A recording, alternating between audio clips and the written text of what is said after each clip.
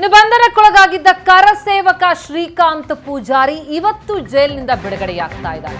Asianet ಸುವರ್ಣ news ಜೊತೆ ಶ್ರೀಕಾಂತ್ ಪೂಜಾರಿ ಕುಟುಂಬಸ್ಥರು ಮಾತನಾಡಿದ್ದಾರೆ. ಹೋರಾಟ ಮಾಡಿದ ಕರ್ನಾಟಕದ ಜನತೆಗೆ ಧನ್ಯವಾದ ಅಂತಿದ್ದಾರೆ. ಆ ಗಲಭೆ ನಡೆದಾಗ ನಾವಿದ್ವು, ಕಲ್ಲು ತೂರಾಟ ಆಗಿತ್ತು, ಆಗ ಯಾವುದೇ FIR ದಾಖಲಾಗಿರಲಿಲ್ಲ. ಈಗ ಏಕಾಏಕಿ ನನ್ನ ಸಹೋದರನನ್ನ ಬಂಧಿಸಿದ್ದಾರೆ. ಇದು ಸುವರ್ಣ ನ್ಯೂಸ್ಗೆ ಬಂಧಿತ ಶ್ರೀಕಾಂತ ಪೂಜಾರಿಯವರ ಸಹೋದರ ಅಶೋಕ್ ಅವರು ಕೊಟ್ಟಂತಹ ಪ್ರತಿಕ್ರಿಯೆ. 30 ವರ್ಷಗಳ ಹಿಂದೆ ನಡೆದಂತಹ ಗಲಾಟೆಗೆ ಸಂಬಂಧಪಟ್ಟಂತೆ ಈಗ ಶ್ರೀಕಾಂತ್ ಪೂಜಾರಿಯವರ ಬಂಧನ ಆಗಿತ್ತು. ಈಗ ಜೈಲಿನಿಂದ ಇವತ್ತು ಬಿಡುಗಡೆಯಾಗ್ತಿದ್ದಾರೆ. ಈ ಸಂದರ್ಭದಲ್ಲಿ ಖುಷಿಯಿಂದ ಅವರ ಕುಟುಂಬಸ್ಥರು ಮಾತನಾಡಿದರು.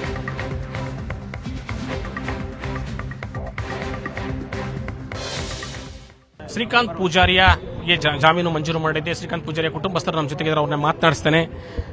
31 ವರ್ಷದ ಒಂದು ಪ್ರಕರಣದಲ್ಲಿ ನಿಮ್ಮ ತಂದೆಯನ್ನು ಬಂಧಿಸಿದ್ರು. ಇವತ್ತು ಕೋರ್ಟ್ ಜಾಮೀನು ಕೊಟ್ಟಿದೆ, ಏನು ಹೇಳ್ತೀರಿ? ಭಾಳ ಧನ್ಯವಾದ ಅಂತ ಹೇಳ್ತೀನಿ ಸರ್. ಮತ್ತೆ ಇಡೀ ಕರ್ನಾಟಕ ಮಂದಿಯವರಿಗೆ ಧನ್ಯವಾದ ಅಂತ, ಹೋರಾಟ ಮಾಡಿದ್ದಂದ್ರೆ ಧನ್ಯವಾದ ಅಂತೀನಿ. ಮತ್ತೆ ಹಿಂದೂ ಧರ್ಮದಿಂದ ಮತ್ತೆ ಕಾರ್ಯದರ್ಶಿ ಎಲ್ಲರಿಗೂ ಧನ್ಯವಾದ ಅಂತ ಹೇಳ್ತೀನಿ. ಅಲ್ಲ, ಈಗ ನಿಮ್ಮ ತಂದೆಯವರು ಯಾವತ್ತು ಅರೆಸ್ಟ್ ಮಾಡಿದ್ರು, ಏನಾಗಿತ್ತು? ಇವತ್ತಿಂದ 8 ದಿವಸ ಆಯ್ತು ಸರ್.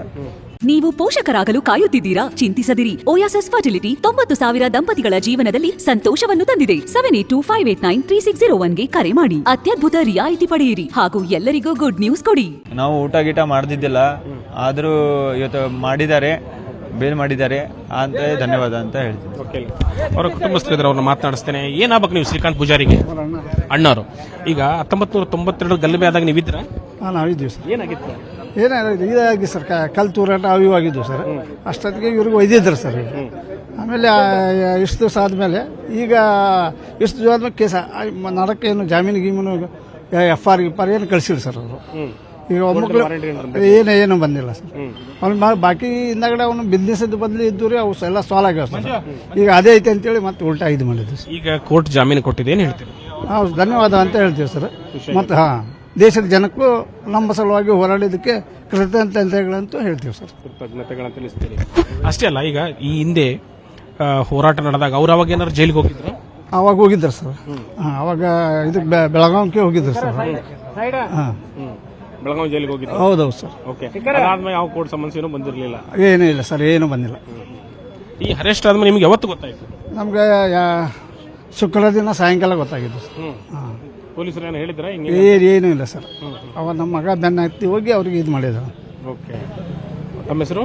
ನಮ್ಮ ಹೆಸರು ಅಶೋಕ್ ಅಂತ ಹೇಳಿ ಸರ್. ಅವರ ಶ್ರೀಕಾಂತ್ ಪೂಜಾರಿಯ ಸಹೋದರರು ಮತ್ತು ಅವ್ರ ಮಗ ಕೂಡ ಮಾತನಾಡಿದ್ರು. ಅವ್ರಿಗೆ ಹೇಳಲಿಕ್ಕೆ ಸತ್ತ ಅವರೆಲ್ಲರೂ ಹೇಳುವಂಥದ್ದು, ಕರ್ನಾಟಕ ಜನತೆ ನಮ್ಮ ಪರವಾಗಿ ನಿಂತಿದ್ರು. ತಮ್ಮ ತಂದೆಯ ಬಂಧನದ ನಂತರ ಹಿಂದೂ ಸಮಾಜ, BJP ಸೇರಿದಂಗೆ ಎಲ್ಲ ನಾಯಕರುಗಳು ನಮ್ಗೆ ಸಪೋರ್ಟ್ ಮಾಡಿದ್ದಾರೆ. ಇವತ್ತು ಜಾಮೀನು ಸಿಕ್ಕಿದೆ, ಖುಷಿಯಾಗಿದೆ, ಎಲ್ಲರಿಗೂ ಕೂಡ ಕೃತಜ್ಞತೆ ಅನ್ನುವಂಥ ಮಾತನ್ನು ಕೂಡ ಅವ್ರು ತಿಳಿಸ್ತಾ ಇದ್ರು. ಹುಬ್ಬಳ್ಳಿಯಿಂದ ಕ್ಯಾಮರಾಮನ್ ನನ್ನ ಜೊತೆ ಗುರುರಾಜ್ ಹುಗಾರ, ಏಷ್ಯಾನೆಟ್ ಸುವರ್ಣ ನ್ಯೂಸ್.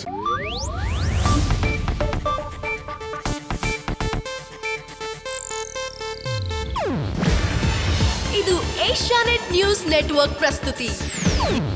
ನೀವು ನೋಡ್ತಿದ್ದೀರಾ ಏಷ್ಯಾನೆಟ್ ಸುವರ್ಣ ನ್ಯೂಸ್.